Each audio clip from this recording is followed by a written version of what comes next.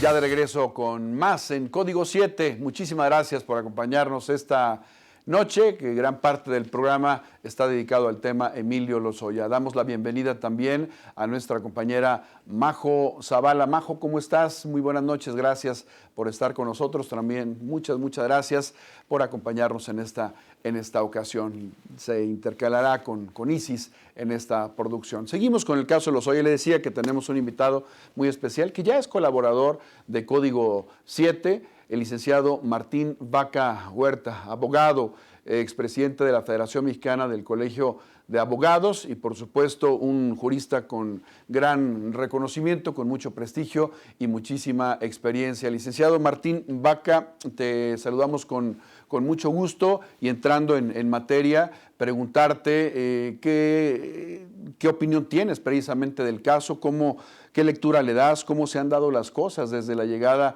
de Emilio Lozoya a nuestro país, bajo qué circunstancias, en qué condiciones, cómo empieza este proceso y hacia dónde vamos, licenciado. Buenas noches. Muchas gracias, Miguel. Un saludo a Paulina y a José Luis Juárez y, por supuesto, a usted que sigue desde casa Código 7. Este caso efectivamente ha sido todo un escándalo. Uno más que lacera la economía de nuestro país. Uno más de políticos corruptos. Uno más de vergüenza. Esperemos que no sea uno más de impunidad, donde al final todo quede en negociaciones políticas y todos felices. Según las investigaciones, en México se realizaron sobornos por la cantidad de $10.5 millones aproximadamente para asegurar contratos en diversas obras del 2011 al 2014 por la empresa Odebrecht. Práctica que hoy en día hay que decirlo y hay que reconocerlo, hoy en día se sigue dando en la función pública de los 3 órdenes de gobierno y solamente no la ve quien no quiere verla o solo voltean a verla cuando ello le beneficia políticamente a alguien. Y es que pareciera que el combate a la corrupción en México solo se combate para quitarse de en medio a rivales políticos o bien como distractor. Ojalá que este no sea el caso y se combata realmente parejo y pague quien tiene que pagar.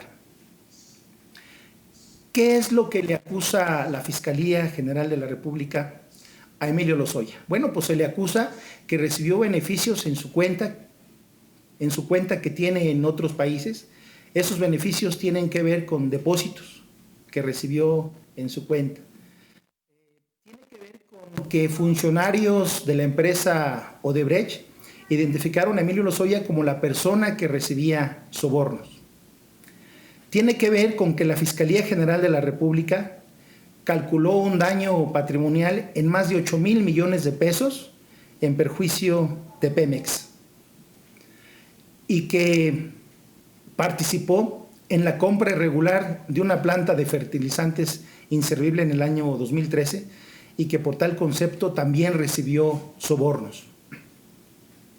Desde su llegada a México, el pasado 17 de julio, fecha en que fue extraditado de España, Lozoya Austin se encuentra internado en el Hospital Ángeles en la Ciudad de México, desde donde vía conferencia se desahogaron 2 audiencias iniciales en su contra. Una que tuvo que ver y que se llevó a cabo el pasado martes ante el juez de control de Reclusorio Norte con motivo de su presunta implicación en la compra de una planta chatarra de agro de nitrogenados y en la que fue vinculado a proceso por los delitos de cohecho, de operaciones con recursos de procedencia ilícita y asociación delictuosa. De igual manera se llevó a cabo otra audiencia al día siguiente, el pasado miércoles, ante el juez de control federal de Reclusorio Norte, donde el exdirector de Pemex, Emilio Ricardo Lozoya Austin, compareció acusado de haber recibido sobornos de la empresa brasileña Odebrecht. Y dentro de esa carpeta de investigación, al parecer, Lozoya es señalado incluso por funcionarios de esa empresa, de dicha empresa Odebrecht, quienes identificaron a Emilio Lozoya como la persona que recibía sobornos. y obviamente está implicado también en el delito de operación de recursos de procedencia ilícita. Pero, ¿qué fue lo que pasó en esas audiencias? Bueno, en esas audiencias el juez de control vinculó a proceso a Emilio Lozoya por el caso de Brecht, donde se le imputaron los delitos de asociación delictuosa, cohecho y lavado de dinero. Pues consideró el juez que con su conducta puso en peligro el patrimonio nacional. Los fiscales pidieron que Lozoya utilizara brazalete electrónico, que permaneciera vigilado y que no se le permitiera salir de la Ciudad de México o, en su caso, que no se le permitiera salir del país. Lo que quiere decir que hasta hoy enfrenta tales acusaciones en libertad. Quizá porque esos delitos, conforme al artículo 167 del Código Nacional de Procedimientos Penales, no ameritan prisión preventiva oficiosa. Y pues consideró el juez que no existe riesgo de sustracción. La Fiscalía no solicitó prisión preventiva oficiosa, no lo hizo y ello le acarrea un beneficio a Lozoya. Y no lo hace quizás precisamente por el tema de que, conforme al 167 ya mencionado del Código Nacional de Procedimientos Penales, ese delito no es considerado de los que necesariamente llevan consigo una prisión preventiva oficiosa. Se puede realizar esto cuando existe temor fundado de que la persona se sustraiga a la acción de la justicia. La Fiscalía de la República consideró que este no era el caso y Lozoya, insistimos, enfrenta estos cargos en libertad.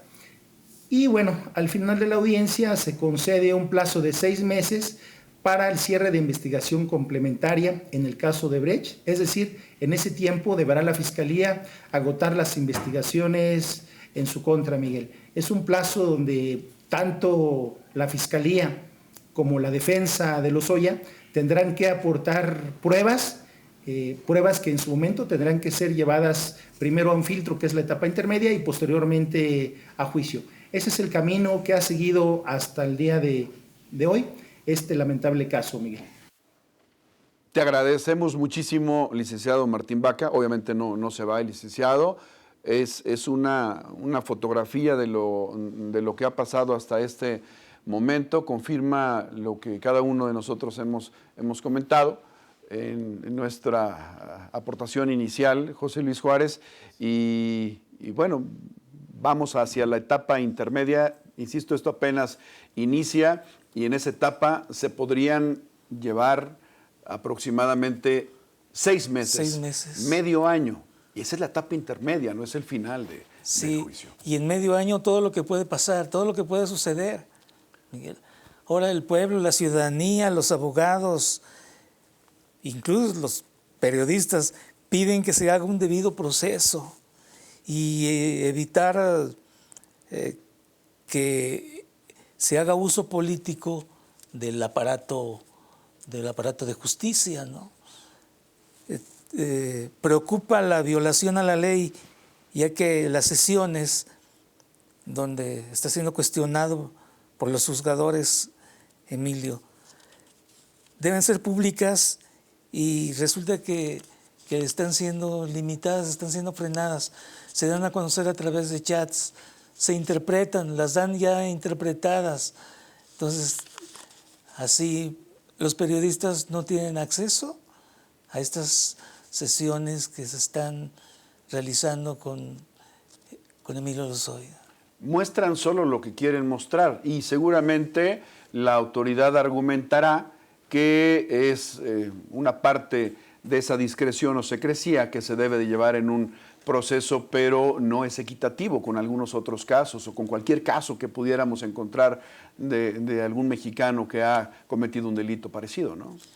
Sí, aquí algo se está tramando, ¿no? No lo están sobreprotegiendo. Pues ya es lo que te comentaba hace un momento, bueno, de pillo como a niño consentido, porque ahora que decías, Paulina, está enfrentando, y lo confirmaba el licenciado Martín Baca, está enfrentando este inicio de proceso, porque obviamente ni siquiera estamos seguros que lo vayan a enjuiciar. en una clínica y no está en el Seguro Social, ni está en el ISSSTE, está en el Ángeles de Ciudad de México, como tú bien dijiste, acostumbrado a todos los lujos, seguramente así se encuentra en este momento Emilio Lozoya. Aquí sabemos que la aplicación de justicia es selectiva, eso es lo que estamos viendo. Ahorita hacía un comentario que es muy importante, el licenciado Martín Vaca, acerca de la prisión preventiva y cómo no ameritaba este caso al momento, una cosa así. Y es que te llama mucho la atención, porque si piensas en otras personas, aunque señaladas por cuestiones distintas, hablemos de Rosario Robles, a ella sí le dijeron, va a prisión preventiva por el riesgo de fuga. ¿Y qué pasa con Emilio Lozoya? Emilio Lozoya estaba en otro lado, estaba al otro lado del charco, ¿no? Totalmente. Tuvieron que extraditarlo. O sea, algunos podrían decir, no se fugó, no estaba prófugo, etcétera, y sí siguió todo un proceso. No, mancos. No, o sea, el que estuviera en otro lado ya te habla de alguien que tenía la idea de ahora sí que atrápeme quien pueda, claro, ¿no? Y yo no me voy a dejar. Y hasta que venga una negociación, entonces yo ya empiezo a decir, bueno, tengo algunos nombres de gente que ha hecho cosas malas, porque yo soy bueno. Entonces, ahí nos vamos también hacia la autoridad, porque corrupción es lo que define a México, desgraciadamente, y nos dicen, bueno, esta acusación de la operación con recursos de procedencia ilícita, pues es débil. Básicamente es débil, está hecho a la medida. Dicen, el hablar de cohecho, el hablar de otros temas no es suficiente como para garantizar que le digas, de aquí no sales, o sea, aquí te tenemos, porque qué bonito, ¿no? El muñeco va a andar cada 15 días yendo a firmar, tranquilo, y eso es lo que nos dicen, como si nada, y toda la gente que sí pasa todo un proceso que es diferente, ¿no? Que sí es un poquito más complejo.